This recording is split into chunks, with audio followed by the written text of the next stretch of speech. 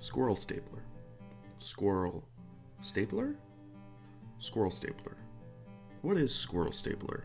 Well, evidently from the main menu, it is an interactive small game hunting simulator. Let's just hit play and I'll show you. The game starts off as good as any other. You are standing on your mattress on the floor in a wooden cabin, staring at a bucket of what is presumably your own excrement, while the sound of flies buzzes harshly to your right side. When you turn your camera to see the source of the buzzing, you'll be inducted into the setting with 4 simple sentences. We came here to get away from it all so that our love might blossom, but our love has not blossomed. Look at my beloved. The flies have made her ugly and rotten. I wish she were beautiful, like the squirrels of the wood. And so I will cover her in the squirrels of the wood. Hi, my name's Valerie, and I'm going to be uninstalling this air conditioning unit while I record this preamble. So, there's a couple things that you need to know about my username. See, it has a secret. The HYP, I won't tell you what that stands for. Val, short for my name Valerie, obviously, but the SQR, short for squirrel. Because squirrels are my favorite animal. When I finally heard about Squirrel Stapler, which is developed by David Szymanski, which I hope I'm pronouncing right, it's Polish, sorry. He's the developer of some of my favorite games in other indie games. Gloomwood, Dusk, Iron Lung. Great games. So when I heard that he was doing something squirrel-based, I obviously had to pick it up.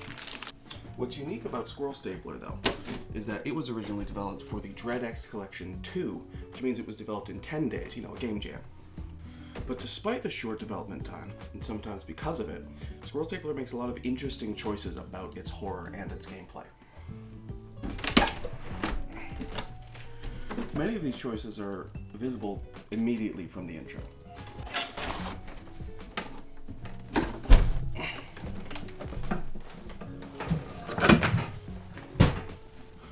See, Squirrel Stapler is a parody of old PS1 and PS2 hunting games. Big Game Hunter, Deer Hunter, apparently something called Capella's Dangerous Hunt, which I've never heard of until I was researching this video. But in doing such a parody, Squirrel Stapler can borrow a lot of the technical limitations from that era and use them as a stylistic choice to keep you on edge and engaged with the horror. Now that air conditioner is uninstalled, let's go back to Squirrel Stapler. You round the corner to see a Bible passage of sorts telling you, "Thou shalt not staple squirrels," which, great, thanks. Next you head down this hallway, which I believe may be the most important segment in the entire game.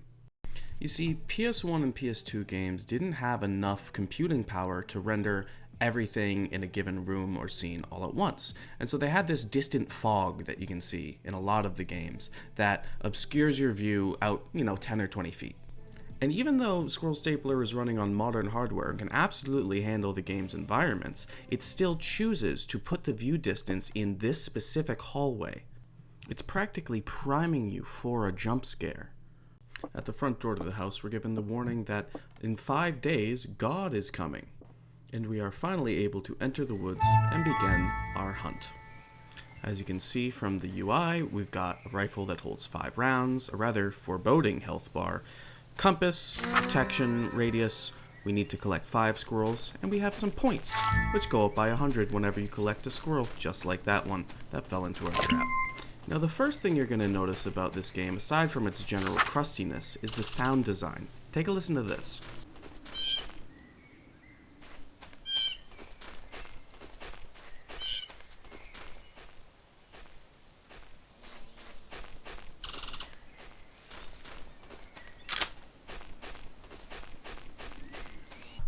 Okay, Editor Val here. I need to share something really funny. My friends who were watching me play this were from a different part of the US, and they didn't know that squirrels barked, but I do, because I have squirrels all over my backyard, and I'm gonna go stand up right now as I'm recording and editing this video to show you. There he is. just stomping around. These sounds are not only accurate to what a forest sounds like, but they sound like my backyard. Despite the crusty graphics, the sound design is actually so realistic that it very effectively removed the barrier between real world and game world. You're constantly being harangued by the cries of crows and blue jays, the buzzing of mosquitoes, the harrowing calls of deer or elk in the distance. And as you get used to this baseline soundscape of the forest, you begin to notice things that should not be there. The sound of someone burping and choking something down nearby. The sound of someone breathing or whispering in your ear. You're never really alone in a forest. And in this forest, squirrels are always watching. Let's take a moment to talk about the squirrels, because they're a little bit, that. There's many different kinds of squirrels in this game. There's normal squirrels, there's double squirrels, there's of course the big squirrel, there's squirrel bears, and my personal favorite, the vengeful ghost squirrel. This game is actually really funny at times. There's a bunch of fun squirrel facts littered about the map that change every day. One of my favorites is that in 2007, 14 squirrels were arrested in Iran, which I looked up, and it's true. Which reminds me of squirrels can debone a human male in under 3 hours. You actually get a Steam achievement for reading that one. Eventually, you'll have hunted and picked up 5 squirrels for the day, and you'll be tasked with heading back to your cabin. As we walk back, I'd like to draw your attention to the edges of the screen. Look at the way the trees in the distance appear to fold up out of the ground as they render in a new approach, and how the edges of the screen warp because I've set my field of view just a little bit too high.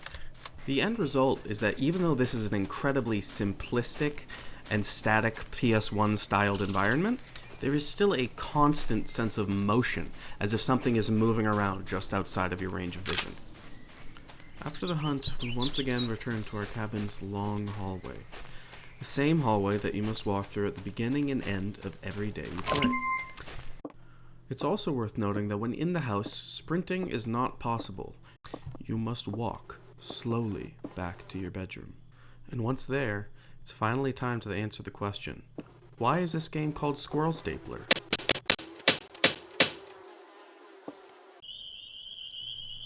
This squirrel looks silly, but I can't stop thinking about the corpse of your beloved in this game. But more on that later. Because it's day 2! Time to hunt the titular Big Squirrel. This game introduces a few new mechanics as each day passes. On the second day, it's the Big Squirrel, which you can track down using this little squirrel call whistle.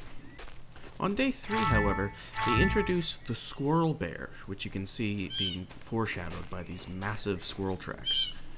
The squirrel bears are interesting because, while they're not the first hostile enemy, that award goes to the vengeful ghost squirrel, they are the first and only enemy that you encounter very often and do a lot of damage. They most importantly deal just enough damage to make sure that any other hit in the game would instantly kill you, leaving you with room for one single mistake between health packs.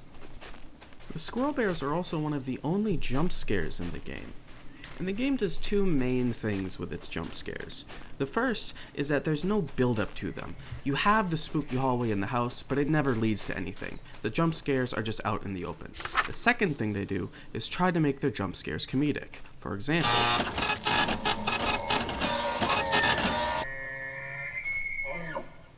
every day you can commit sins at the Shady Shack to boost your score.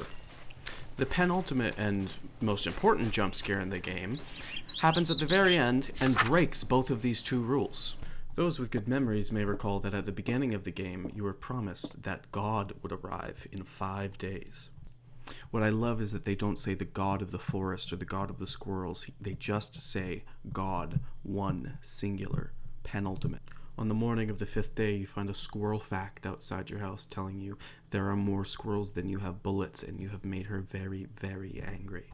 You slaughter the final squirrel, and upon picking it up, you immediately see a timer counting down from 2 minutes. I must prepare to meet God. For a moment you think, I've fought squirrel bears, I could take this if I just run around and make sure I'm stocked up on ammo. I have a heal, I have a speed boost, I'm in an advantageous position, maybe I can take her. And then, the timer reaches 1 minute and the chanting begins. You don't know if it's coming from the heavens, from your head, or from a chorus of squirrels weeping for their dead you so heinously killed and adhered to a fleshless corpse. For vanity, for some ideal of romance, just for the fun of it, you don't know why you're in these damn woods anymore. You run and shoot and panic because you don't know what to expect. Up until this point, you've been taught the horrors of this wood are brief and in jest, and now you're out in the open and you can see for miles, but you spot nothing. You're lost and confused now, and you suddenly realize just how far apart your medicine is from your ammunition. 15 seconds. 10 seconds. 5, 4, 3, 2, and then you hear it. The howling of something more than you. Something you cannot fight. You are the prey.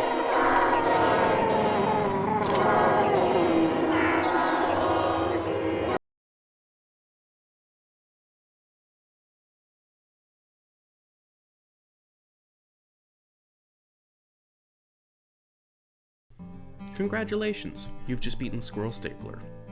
I love how confident this game is in its horror, because you don't have any loud noise attached to God appearing at the end. They know that the build-up of the song is going to be enough, and so they just flash a big face in front of you, and it scares the shit out of you. And while we've had some good laughs and some good frights, there is more to this game. If you would allow me, let's go back to that corpse. There's a night where you return to your cabin to find that somehow your beloved seems to have written a note to you. It reads, I don't want squirrels, I want skin. Give me back my skin, or give me yours instead.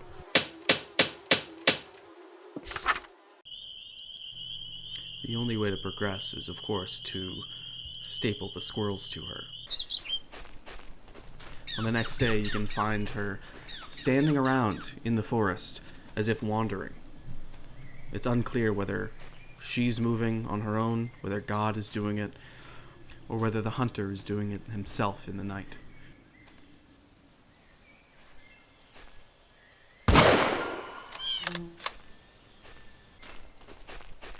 When you return to the cabin later that night, you find she's somehow relocated to the dining room at the head of the table, as if desperately trying to reclaim some scrap of humanity. The hunter does not care and continues to defile the corpse with squirrels. Throughout Squirrel Stapler, there are themes of creation and destruction. You must kill the squirrels in order to rebuild your beloved, but it's not what she wanted. In much the same way, God must destroy the hunter in order to create a more peaceful forest for the squirrels. Let's pause here, because there's a rock I have to show you. Yes, a rock. This rock. This rock is one that I saw a lot throughout my time playing Squirrel Stapler, and it was really evocative because of how poorly it was placed. It reminded me a lot of this rock, which is Levitated Mass by Michael Hazer. It can be found at the Los Angeles County Art Museum, and a lot of people did not like this. And frankly, they have good reason to. The installation was estimated to have cost $10 million, and that money very obviously could have been spent on more practical things. Nonetheless, here it stands. The artist says that the piece was built to last at least 3,500 years. And that begs the question, with such a minimal statement about it in the current day, will people that far into the future have anything to remember its history by, other than its existence itself? Though I'm certain the video pales in comparison to the real experience, the feeling I get when witnessing someone walk under this immense 340-ton boulder is similar to the feeling I get when you stand in front of a full-scale Rothko or a Barnett Newman painting. Two artists who are also shamed for their experimentalism and, in other aspects, excess. One of Newman's most noteworthy series of paintings was, of course, Who's Afraid of Red, Yellow, and Blue, which features 4 immense wall-spanning paintings that are exclusively swaths of the colors red, yellow, and blue. The third of which gained its notoriety not from its artistic value, but because it was defaced in 1986 by a man with a knife. Ultimately, Squirrel Stapler and Levitated Mass are making the same statement. When an artist dies, their creations outlive them. There's no way to guarantee that their art continues on as their creator intended. By forever idolizing or demonizing people and what they leave behind, we inevitably alter it, in some cases harm it. One day someone decided to destroy this painting. One day, this boulder will erode. And one day, the hardware needed to play Squirrel Stapler will be all but gone or obsolete. And sometimes acceptance is better than resurrection. If you would be so kind, there's one last story to tell. It's the story of an artist and a lady that you get day by day at the top of the radio tower in Squirrel Stapler. Once, there was a lonely artist who lived by himself in the woods. Desiring to ease his loneliness, he saved his meager earnings and purchased a fine paintbrush crafted from the hair of a beautiful woman. The artist loved his paintbrush so much that he used it to paint the woman who had given her hair for its creation, as he imagined she must look.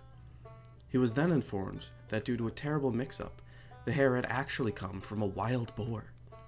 The artist was inconsolable and spent his days weeping and taking his portrait on long walks in the rain.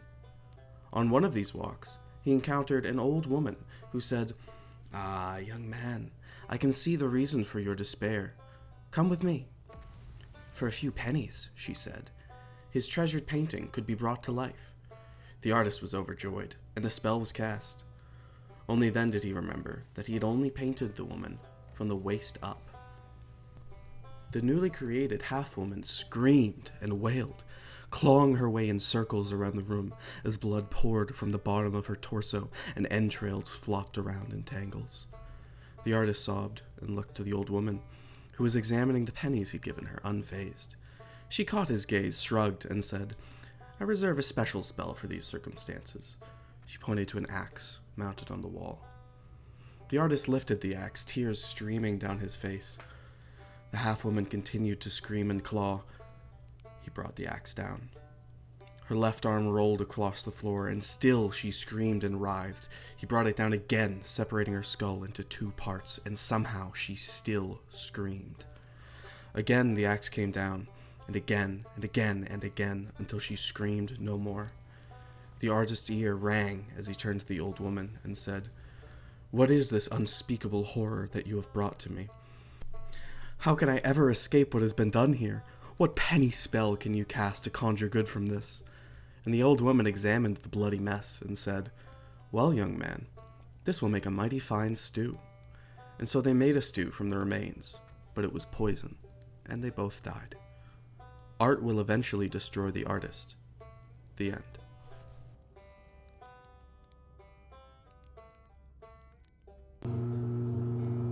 Motherfucker.